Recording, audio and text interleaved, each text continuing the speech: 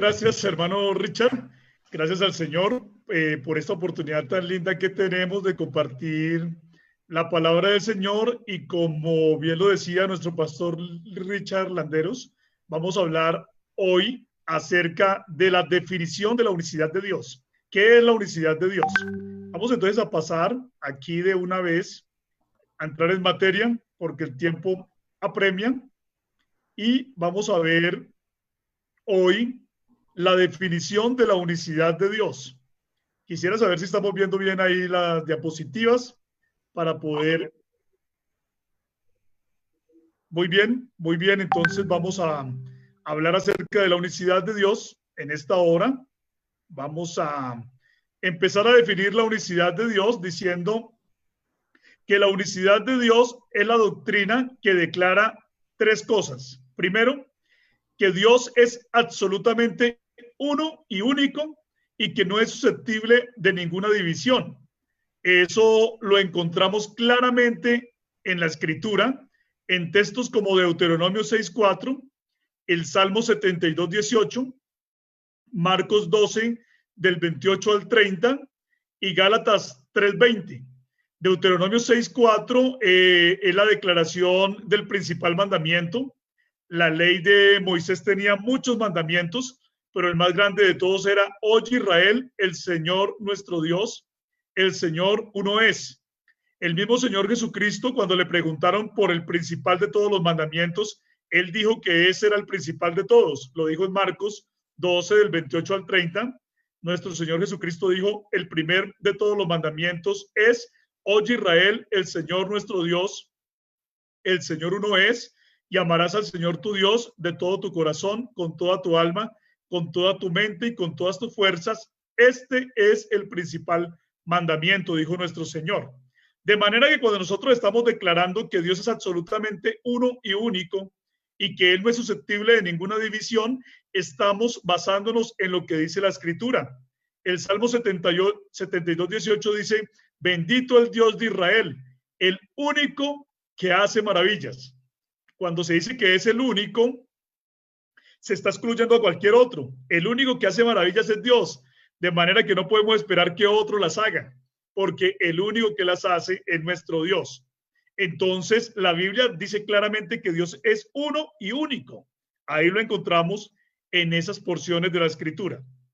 También la unicidad de Dios dice que el único Dios, que es el Padre invisible, porque la Biblia dice que el único Dios es el Padre invisible.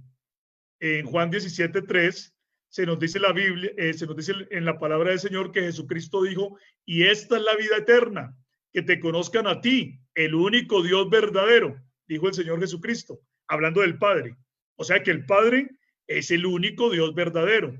Primera de Corintios 8, del 5 al 6 dice que aunque haya muchos que en los cielos o en la tierra se llamen dioses o se llamen señores, para nosotros, para el pueblo de Dios, para la iglesia de Dios, sin embargo, solo hay un Dios, el Padre. ¿Sí? Como dice la Escritura, solo hay un Dios, el Padre, del cual provienen todas las cosas. Entonces, la unicidad de Dios declara que el único Dios, que es el Padre invisible, fue manifestado en carne como un hombre, que es Jesucristo, el Hijo visible. O sea, a nuestro Dios, el Padre invisible, no lo podemos ver por cuanto Él es el Espíritu omnipresente. Por cuanto Él es el Espíritu Santo, no lo podemos ver, ¿sí? Por cuanto Él es el Espíritu que lo llena todo, es imposible que nosotros lo podamos ver porque Él es invisible, pero ese único Dios que es el Padre invisible, que es el Espíritu omnipresente, que es el Espíritu que lo llena todo, ese único Dios fue manifestado en carne como un hombre, que es Jesucristo, el Hijo visible. Eso lo vemos en Isaías 9:6. Por ejemplo, ese texto de Isaías 9:6 nos dice que el hijo que nos fue dado es el niño que nos fue nacido, ¿sí? Hablando claramente de la humanidad de él, pero también nos dice que por identidad él es el Dios fuerte y el Padre eterno. De manera que entonces la unicidad declara que el único Dios también se manifestó en carne como un hombre, que es Jesucristo, el Hijo visible. También tenemos textos como Isaías 35:4, Isaías 52:6, tenemos Juan 8:40, 20:28, Segunda de Corintios 4:4, Colosenses 1:15, Colosenses 2:9, Primera de Timoteo 3:16, Hebreos 1:3, entre otros. O sea, la verdad de que Dios se manifestó en carne como un hombre está claramente confesada en la Escritura y nosotros estamos mostrando algunas citas bíblicas, aunque hay muchísimas más, porque la palabra de Dios nos enseña que el que vino manifestado en carne fue el único Dios que existe, el Padre Eterno. Hay gente que nos pregunta que de dónde dice la Biblia eso. Lo acabamos de leer en Isaías 9:6. Isaías 9:6 dice que el niño que nos fue nacido es el hijo que nos fue dado. Y dice que es el Dios fuerte y el Padre Eterno. De manera que ahí ya hay una cita fuerte, contundente, que declara que el que vino a salvar fue el Dios fuerte y el Padre Eterno, porque el Dios fuerte y el Padre Eterno es el único Dios que existe, como ya lo vimos en Juan 17:3 y Primera de Corintios 8, del 5 al 6. Si alguna persona no está de acuerdo de que el único Dios es el Padre, pues entonces realmente está negando lo que dice la Escritura, fuerte, no negando lo que nosotros decimos, sino negando lo que dice la Escritura, porque Juan 17:3 y Primera de Corintios 8, del 5 al 6, dicen claramente que el único Dios es el Padre, ¿no? No nos podemos inventar una cosa diferente. Jesucristo, la Biblia llama a Jesucristo Dios, porque Jesucristo es Dios mismo, el Padre mismo, ¿sí? Manifestado en carne como un hombre. Por esa razón, a Jesucristo se le llama Dios y también se le llama el verdadero Dios y la vida eterna, porque Jesucristo no es un simple hombre y Jesucristo tampoco es un hombre, no es solamente un hombre lleno de Dios, sino que Jesucristo es Dios mismo, manifestado en carne, el Padre mismo viviendo una vida humana. También la unicidad de Dios declara lo siguiente. Este es el tercer punto dentro de la definición de la unicidad. La unicidad de Dios declara que las diferencias bíblicas entre el Padre y el Hijo se explican por la encarnación, ¿sí? Ya que cuando Dios se manifestó en carne, Él continuó existiendo como Dios el Padre por fuera de la encarnación, pero de manera simultánea, Él también vino a existir dentro de la encarnación como el hombre Jesucristo, que es el Hijo, Emmanuel, o Dios con nosotros en la forma de un hombre. La palabra del Señor dice en Malaquías 3:6, dice la palabra de Dios, dice, yo Jehová no cambio, dice la Biblia. De manera que esto nos está enseñando que cuando Dios se manifestó en carne, Él no dejó de ser Dios el Padre que lo llena todo. ¿Sí? Jeremías 23:24 dice, no lleno yo, dice Jehová, los cielos y la tierra. ¿Ustedes creen que el hecho de que Dios se haya manifestado en carne implicó que Él dejó de llenarlo todo? No, Dios siguió llenándolo todo porque Él no dejó de ser Dios cuando se manifestó en carne. Cuando Él se manifestó en carne, Él siguió siendo Dios que lo llena todo, que llena los cielos, que está en los cielos, que como el Padre sigue existiendo y lo llena todo, pero Él también venía a existir de manera simultánea como un hombre, como el Hijo de Dios, como Dios manifestado en carne, que es el niño que nos fue nacido y el Hijo que nos fue dado, ¿sí? Mateo 1:23 dice que por eso al niño nacido, al Hijo dado, se le daría por nombre Emmanuel, que traducido es Dios con nosotros. Hay una errónea concepción que piensan que cuando Dios se manifestó en carne, Él dejó el cielo vacío. Pero Dios no puede dejar el cielo vacío porque Dios lo llena todo, ¿cierto? Dios como espíritu lo llena todo, por lo tanto, Él no puede dejar el cielo solo. Jamás Dios ha dejado el cielo solo. ¿Sí? Es más, la Biblia dice que Dios está en todo lugar porque Él es el espíritu omnipresente. Lo que ocurrió en la encarnación no fue que Dios dejó de ser Dios, sino que Dios, siendo Dios, asumió además la naturaleza humana, la condición de hijo. Entonces, por eso estamos diciendo en el punto 3 que las diferencias bíblicas entre el Padre y el Hijo se explican por la encarnación. Porque cuando estamos hablando del Hijo de Dios, estamos hablando de Dios manifestado en carne. Pero cuando estamos hablando del Padre, estamos hablando de Dios en su existencia ilimitada, que lo llena todo. Entonces, aquí tenemos la definición de la unicidad de Dios en estas tres premisas, en estas tres declaraciones, y las estamos sustentando con textos de la Escritura. Vamos a continuar entonces estudiando esta definición de la unicidad. Hemos visto que Deuteronomio 6:4 y Marcos 12 del 28 al 30 dicen claramente, escucha, oye Israel, el Señor nuestro Dios, el Señor uno es. que en hebreo es Shema Israel, por eso le llaman el Shema, ¿cierto? Porque empieza Shema Israel, oye Israel, Shema es oye, Shema Israel, Adonai Elohenu, Adonai Echad, oye Israel, el Señor nuestro Dios, el Señor es uno, dice la palabra del Señor, ¿sí? No podemos inventarle, no podemos añadirle a la escritura. La palabra de Dios dice en Proverbios 36, no añadas a sus palabras para que no te reprenda y seas hallado mentiroso. También dice la palabra de Dios en 1 Corintios 4:6, dice que no debemos pensar más de lo que está escrito. Y la Biblia dice que solamente hay un Dios, que solamente hay un único Dios, y nosotros nos debemos conformar con esa verdad y no añadirle a la palabra de Dios. Por eso todos los que le añaden a la palabra de Dios van a ser hallados mentirosos, porque hay personas diciendo cosas que la escritura jamás enseñó. La Biblia dice claramente que Dios es uno. Eso es lo que nos enseña la palabra de Dios. Bueno, en la definición de la unicidad tenemos que entender que hay un solo Dios. Ya lo hemos dicho. Pero ese único Dios es llamado por diferentes títulos o por diferentes roles. Por ejemplo, la Biblia dice que Dios es el eterno, que Dios es el autoexistente, que Dios es infinito, que Dios es Padre, que Dios es perfecto, que Dios es inmutable, que Dios es justo, que Dios es soberano, que Dios es bueno. Bueno, que en la definición de la unicidad tenemos que entender que Dios es santo, que hay un solo Dios, que Dios es omnisciente, ya lo hemos dicho, que Dios pero es ese espíritu, único Dios es llamado Dios es por todopoderoso, etcétera, etcétera, etcétera. Nosotros sabemos que el único Dios es todo eso. ¿Qué tal que nosotros pensáramos que cuando al único Dios lo llamamos el eterno, entonces eso significa que él haya dejado de ser todo lo demás?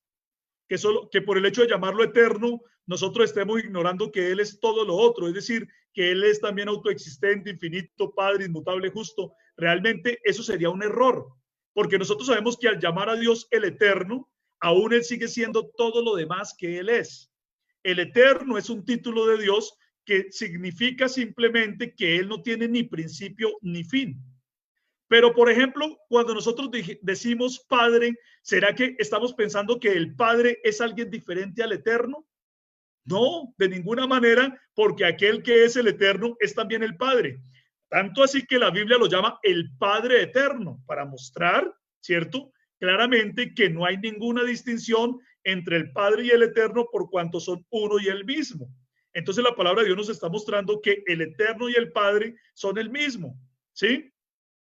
Y nosotros no podemos estar pensando que el Eterno sea uno y que el Padre sea otro, porque ninguno de los títulos de Dios hace a una persona divina más, sino que Dios sigue siendo uno, siendo todo eso.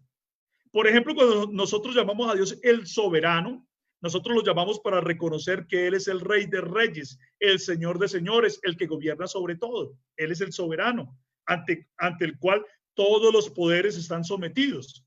Ahora, si nosotros llamamos a Dios el soberano, ¿será que ese Dios que es el soberano es un Dios distinto al Dios que es el Padre? No, no puede ser posible, porque el Padre es también soberano y el soberano es el Padre, también lo podemos decir de esa manera, ¿sí? Entonces no podemos cometer el error de creer que cualquier título de Dios hace a un Dios más o a una persona divina más. Por ejemplo, cuando nosotros llamamos a Dios el Espíritu, ¿qué estamos diciendo?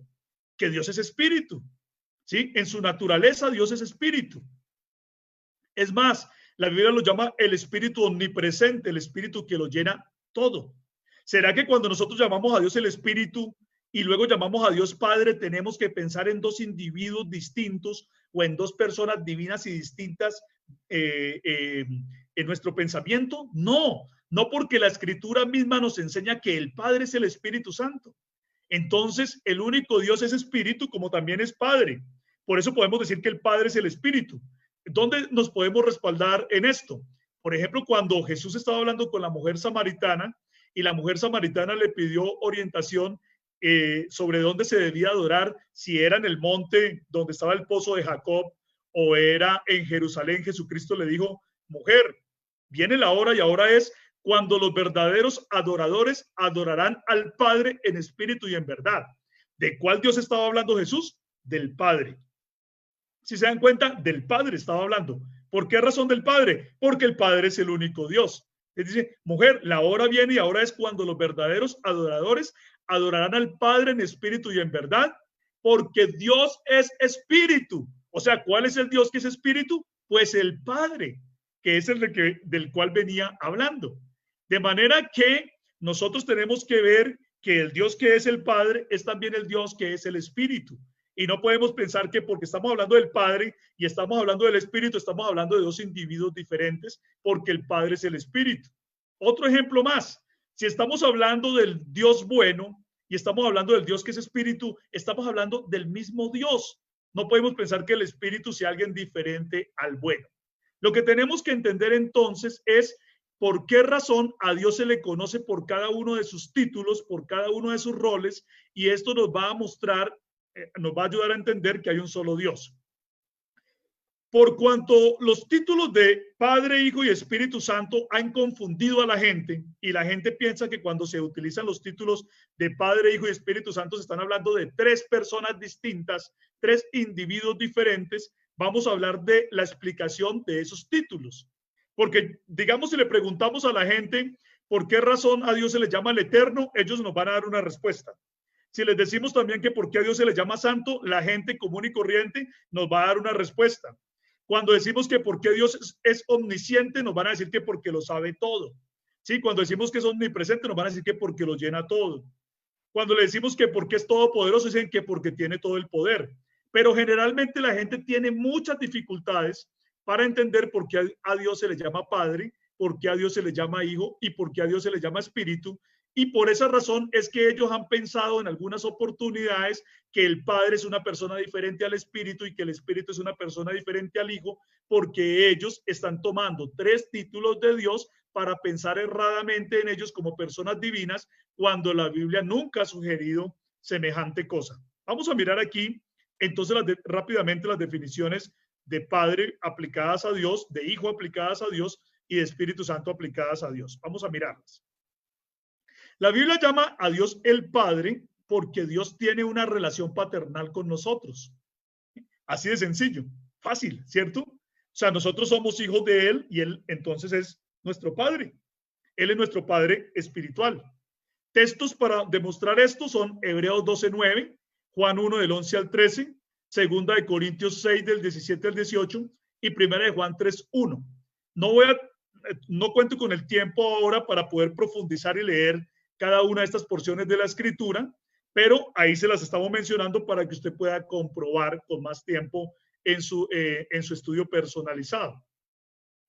A Dios también se le llama Padre en la Escritura por ser nuestro creador o nuestro originador. Cuando alguien ha sido el que empieza algo, se le llama a ese que empezó algo, se le llama el padre de ese algo que empezó. Por ejemplo, a Simón Bolívar, a Antonio Nariño, a Francisco de Paula Santander se les llaman los padres de la patria, los padres de la patria de Colombia, ¿cierto? ¿Por qué? Porque ellos empezaron esta patria en unas guerras que hicieron de independencia contra el Imperio Español y entonces empezó esta patria que se llama hoy en día Colombia, ¿sí? Entonces, de la misma manera, a Dios también se le llama el Padre por ser el creador o el originador de todo. Deuteronomio 32:6 tenemos como prueba, Malaquías 2:10 e Isaías 64:8 nos están mostrando claramente ahí que a Dios se le llama Padre por ser el creador de todo. También la Biblia dice que Dios es nuestro Padre por ser nuestro sustentador. ¿Quién es el que está llamado a sustentar una casa? A traer el alimento, a traer el vestido, a traer las cosas básicas de una casa. ¿Quién es? Pues el Padre. Entonces, de la misma manera, a Dios se le llama Padre por ser nuestro sustentador. Hasta la gente que poco conocimiento tiene de Dios sabe que cuando le va a pedir a Dios el sustento, el abrigo, le dicen papá o le dicen padre. Padre, ayúdame, ¿cierto? Porque de esa forma están conmoviéndolo a él, porque la persona se está confesando como hija de Dios, de manera que ¿en quién esperan los hijos? En su padre. Y entonces, por esa razón, a Dios se le llama Padre porque Él nos sustenta. También a Dios se le llama Padre porque Él es nuestro cuidador. Tenemos textos como Santiago 1:17 y Lucas 11:4 que muestran perfectamente que a Dios se le llama Padre por esa razón. ¿Por qué a Dios se le llama Espíritu? Bueno, pues porque en su naturaleza, o porque se le llama Espíritu Santo, porque en su naturaleza Dios es espíritu, ya lo dijimos, Juan 4:24 dice, Dios es espíritu. También tenemos 1 Corintios 2 del 10 al 11 para sustentar lo mismo. Y en su estado moral, Dios es santo. Eso lo dice Apocalipsis 15:4. Dice, porque solo tú eres santo, por lo cual todas las naciones vendrán y te adorarán. ¿Por qué se le llama también a Dios el Espíritu Santo? Pues porque Él es invisible, ¿sí? Y entonces, al ser invisible, entonces es como el viento. La palabra ruach en hebreo y la palabra neuma en griego, que traducen ambas espíritu, también se traducen como viento y quiere decir que Dios es como el viento. Él es invisible, al viento no lo podemos ver, pero sí se puede sentir. Entonces, por eso a Dios se le llama el Espíritu Santo también en el sentido de que Él es invisible, pero se puede sentir. También se le llama el Espíritu Santo porque Él es omnipresente, ¿sí? Mire que la Biblia dice en el Salmo 139, del 7 al 10, hablando de la omnipresencia de Dios, dice, ¿a dónde huiré de tu espíritu y a dónde me apartaré de tu presencia? Y la respuesta es que en ninguna parte, porque Dios está en todas partes. O sea que no nos podemos apartar de Él y por esa razón a Él se le llama el Espíritu Santo. Hay muchos espíritus, desde luego hay muchos espíritus, pero los demás espíritus no son omnipresentes. El único espíritu omnipresente es Dios y Él puede estar en todo lugar.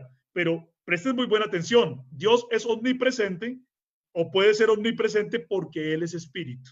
Él no tiene un cuerpo que lo limite, ¿sí? También a Dios se le llama espíritu porque Él llena a los hombres. 1 Corintios 3:16 y 6:19 dicen que nosotros somos templos del Espíritu Santo. Por eso es que cuando una persona quiere ser llena de Dios, nosotros le decimos, sea lleno del Espíritu Santo. ¿Sí? Por cuanto Él es espíritu, entonces Él puede venir a habitar dentro de nosotros y convertirnos a nosotros en templos de Él. Por eso nosotros somos entonces, por esa razón, templos cuando viene el Espíritu de Dios a morar en nosotros.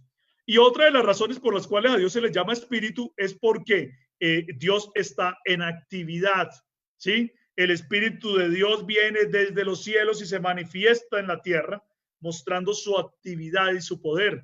Por eso en Génesis 1 del 1 al 3 dicen que en el principio creó Dios los cielos y la tierra estaba desordenada y vacía y el Espíritu de Dios se movía, ¿sí? Sobre la faz de las aguas. Porque como Dios estaba creando, entonces el Espíritu de Dios era el que él hacía, porque Dios es Espíritu y entonces el Espíritu de Dios creaba y hablar del Espíritu Santo es decir que Dios está en actividad. ¿Por qué a Dios se le llama hijo? ¿Por qué a Dios se le llama hijo? Bueno, se le llama hijo porque Dios se manifestó en carne como un hombre perfecto. Tenemos ya citas que hemos mencionado anteriormente, pero que las volvemos a decir acá. Primera de Timoteo 3:16, Efesios 4:13, Efesios 2:14, ¿sí? Dios se manifestó como un hombre perfecto que es el postrer Adán. Lucas 3:38, de una manera hermosa, llama a Adán, al primer Adán lo llamó hijo de Dios. O sea, el primer Adán fue llamado hijo de Dios, como lo dice Lucas 3:38. Y 1 Corintios 15:45 dice que Jesucristo es el postrer Adán. Si Jesucristo es el postrer Adán, entonces él es llamado hijo de Dios en razón a su humanidad. ¿Sí? O sea, Dios es llamado hijo de Dios porque él se manifestó en carne, como el postrer Adán. Por eso a él le llamamos hijo en esa manifestación en carne, como el postrer Adán, que vino a recuperar lo que el primer Adán había perdido. El primer Adán perdió el paraíso, entonces Jesús, como el postrer Adán, viene a recuperar el paraíso para todos los hombres. Cuando todos nosotros llegamos a ser hombres y mujeres de acuerdo con la voluntad de Dios, nosotros llegamos a ser hijos de Dios también. Por esa razón, a Jesús se le llama, o a Dios se le llama hijo, porque Él vino a ser nuestro pariente redentor. Miren ustedes, el pariente redentor, ¿qué era? Era una ley que había en la ley de Moisés, que era una sombra o figura de la verdadera redención que nosotros tuvimos en Cristo, que enseñaba que si había alguien en el pueblo de Israel que había quedado arruinado o esclavizado, un pariente cercano debía redimirlo, debía rescatarlo. La palabra de Dios nos dice entonces que toda la humanidad cayó bajo la esclavitud del pecado, porque el que practica el pecado, esclavo del pecado. Entonces la palabra de Dios nos dice que nuestro Dios vino en la forma de un hombre santo, en la forma de un hombre inocente, porque no había ningún hombre que pudiera pagar el rescate por los demás hombres, por cuanto todos estaban esclavos del pecado. Entonces, ¿qué puede hacer un esclavo por otro esclavo? Nada, porque si ni siquiera tiene para redimirse a él mismo, ¿cómo va a redimir a otro? Pero la palabra de Dios nos enseña que nosotros hemos sido redimidos no con oro, no con plata, no con piedras preciosas, sino con la preciosa sangre de Jesús, como de un cordero sin mancha y sin contaminación. Por eso necesitábamos la sangre derramada de un hombre santo, de un hombre puro, de un hombre inocente, y como no había ninguno, Dios mismo se manifestó en carne para venir a dar ese sacrificio que nosotros necesitábamos, y Él se convirtió en nuestro pariente redentor. O sea que así como Él es hijo de Dios, nosotros cuando venimos a Cristo también llegamos a ser hijos de Dios. ¿Sí? Por eso es que eso está significando que el Hijo de Dios está significando que Él es el varón perfecto, santo y sin pecado. ¿Sí? ¿Qué tal que nosotros dijéramos que cuando nosotros nos convertimos en hijos de Dios, también nos estamos convirtiendo en una segunda persona divina o distinta o cosas por el estilo? No tendría ningún sentido. Pero hijo de Dios quiere decir que Dios se identificó con nosotros. ¿Por qué también se le llama a Dios el Hijo? Porque Dios al manifestarse en carne llegó a ser nuestro hermano primogénito, o el primogénito entre muchos hermanos que también son hijos de Dios. La Biblia dice en Romanos 8:17 que Él es el primogénito entre muchos hermanos. ¿Sí se dan cuenta?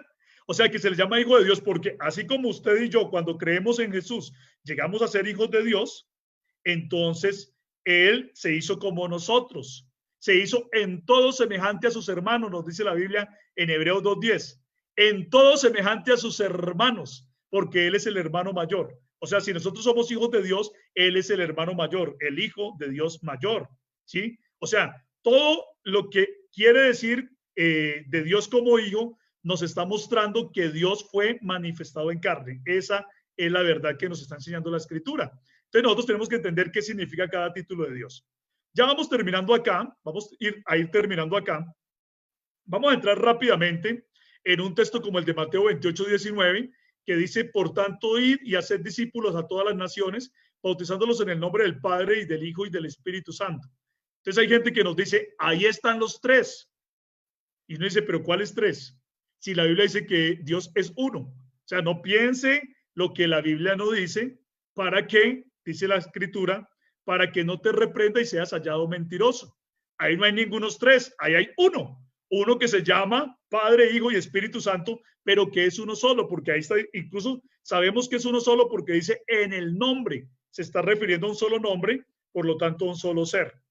¿Qué tal que nosotros tomáramos otros textos de la Escritura, por ejemplo, Génesis 49, el 24 al 25, y dijéramos que ahí están los cinco?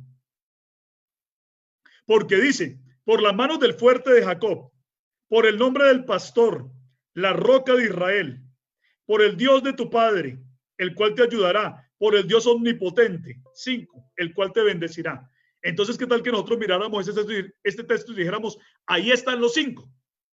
¿Sí? O sea, cuando una persona mira textos como el de Mateo 28:19 y dice que ahí están los tres, es porque él está, digamos, afectado ya por una idea extrabíblica que lo llevó a pensar que habían tres cuando no los hay. Porque si así fuera, entonces aquí hay cinco. Y más aún, en este texto de Isaías 54:5, entonces habrían seis. En un solo versículo de la Biblia, miren ustedes, entonces habrían seis. Ya que dice, porque tu marido es tu hacedor, Jehová de los ejércitos es su nombre, y tu redentor, el Santo de Israel, Dios de toda la tierra, será llamado. Vea, 6 referencias al único Dios. O sea que nosotros no debemos angustiarnos de que en Mateo 28:19 diga Padre, Hijo y Espíritu Santo, porque en Isaías 54:5 también encontramos que dice tu marido, tu hacedor, Jehová de los ejércitos, tu redentor, el Santo de Israel y Dios de toda la tierra. Y resulta que en la Biblia, esa es la costumbre en la Biblia, que usted encuentra al único Dios llamado de muchas maneras en porciones pequeñas de la Escritura.